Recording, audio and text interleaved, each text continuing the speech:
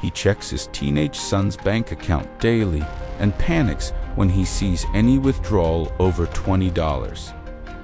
When Daniel Foster walked into my office that October afternoon, he looked like a man who had not slept properly in months. Dark circles under his eyes, hands trembling slightly as he placed his phone face down on the coffee table between us, as if afraid it might buzz with some catastrophic news at any moment.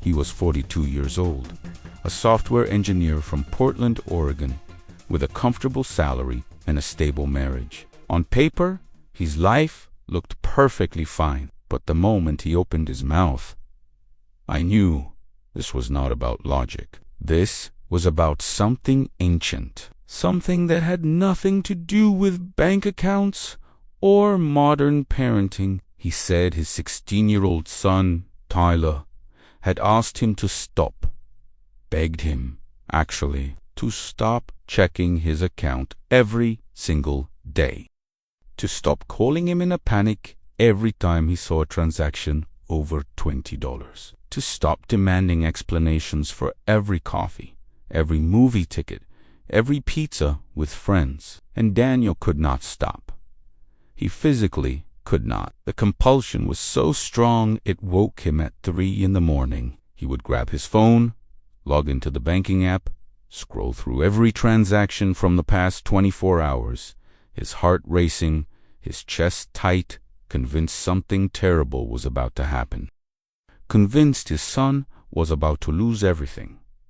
When Daniel Foster sat across from me that day, I noticed 3 things immediately. The way he kept his wallet in his front pocket, not his back. The way he checked his phone 17 times in the first 20 minutes of our session, always with the same anxious flick of his thumb. And the way his voice dropped to almost a whisper when he said the number 20, as if the number itself carried weight, as if it was not just money, as if it was something else entirely.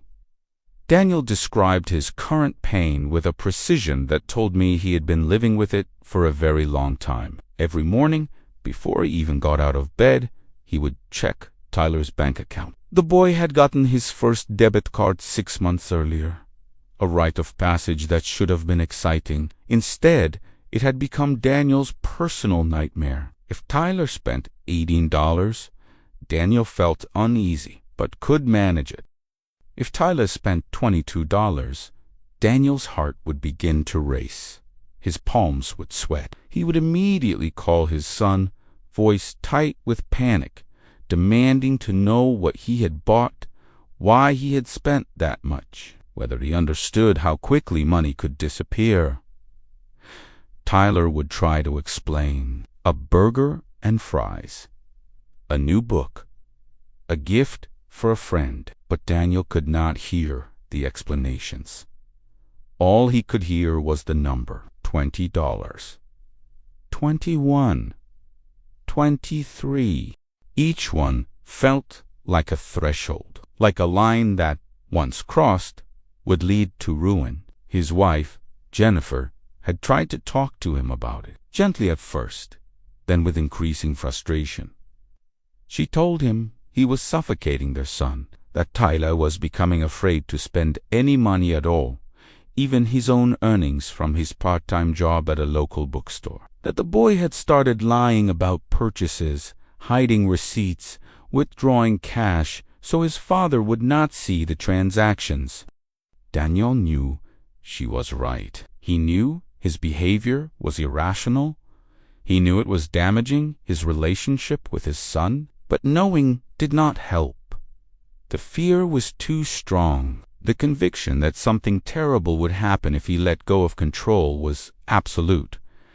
It was not about teaching responsibility. It was not about financial literacy. It was about survival, and he had no idea why. Daniel's childhood had been comfortable. Middle-class family in Denver, Colorado. His parents were not wealthy, but they were stable. He had never experienced poverty. Never gone hungry. Never been homeless. There was no logical explanation for this fear, but as he talked, I began to notice the patterns. He described how, as a child, he had kept every coin he ever received in a small metal box under his bed, how he had refused to spend his allowance even on things he desperately wanted, how he had felt physically ill when his mother once borrowed $5 from his savings without asking. He described how, in college, he had worked 3 jobs simultaneously, even though his scholarship covered most of his expenses, how he had eaten instant noodles for months to avoid spending money on real food, how he had walked 4 miles to campus in the snow rather than pay for the bus. His wife had noticed it too, early in their relationship. The way he would panic if she suggested going out to dinner, the way he would calculate the cost of everything down to the penny before agreeing to any purchase, the way he seemed to believe that financial disaster was always just one expense away, but it was Tyler who had brought it to a breaking point. Because Tyler was not careful. Tyler was a normal teenager who wanted to hang out with friends, buy video games, eat fast food. Tyler did not understand why his father acted like every $20 transaction was a crisis, and Daniel could not explain it. He just knew that when he saw those numbers, something inside him screamed danger. I listened to all of this, and I recognized the signature. This was not anxiety. This was not learned behavior. This was memory. Cellular memory. The kind that does not come from this lifetime. The kind that lives in the body, in the nervous system, in responses that feel like survival instincts because, once upon a time, they were. I asked Daniel if he was open to exploring where this fear came from. He looked at me with exhausted eyes and said he would try anything. He just wanted to be a normal father. He just wanted to let his son live. We scheduled the regression for the following week. I explained the process, answered his questions, assured him that whatever he experienced would be safe. When he returned, he looked even more tired. He told me Tyler had spent $24 on a pair of shoes the night before, and Daniel had not slept at all. He was ready. Ready to understand, ready to be free. I guided Daniel into a relaxed state, his breathing deepening, his body sinking into the chair. I asked him to go back to the source of this fear, to let his subconscious show him where it began. For a moment, there was only silence. Then his face changed. The lines around his eyes deepened. His jaw clenched. His hands, which had been resting loosely on the armrests, suddenly gripped them tight. He whispered that it was cold, that his feet hurt, that he could hear voices, but they were far away. I asked him to describe what he saw. He said he was standing in a narrow street, cobblestones under his feet, buildings made of brick and wood on either side. The air smelled like smoke and sewage. He looked down at his hands and saw they were smaller, rougher, dirty. He was wearing clothes that felt too thin for the cold. A ragged coat, torn trousers, no shoes. Daniel was no longer Daniel. He was someone else, somewhere else, and he was terrified. He said his name was Thomas Millford.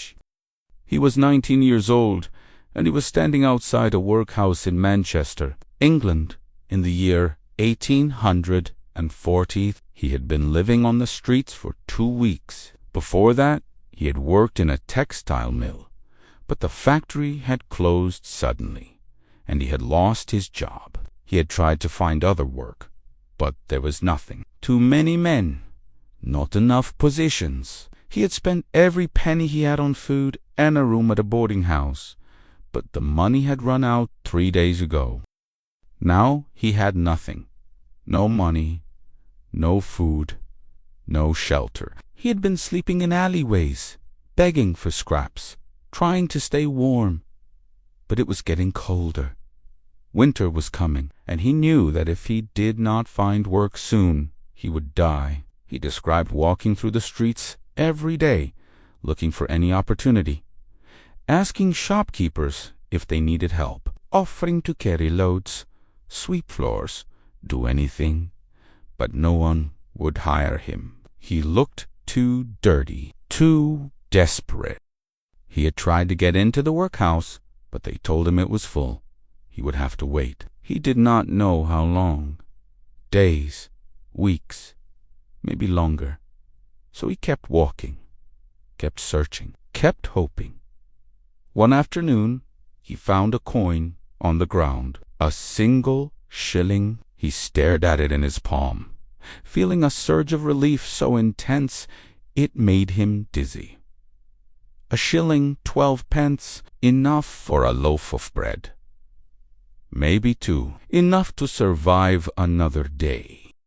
He clutched it tight, afraid someone would see it and take it from him. He walked to a bakery and bought the cheapest bread they had. The baker looked at him with disgust, but took his money. Thomas walked away, holding the bread like it was made of gold. He ate half of it immediately, forcing himself to save the rest for later. But even as he chewed, even as the food eased the ache in his stomach, the fear did not go away, because he knew the money was gone now, and tomorrow he would have nothing.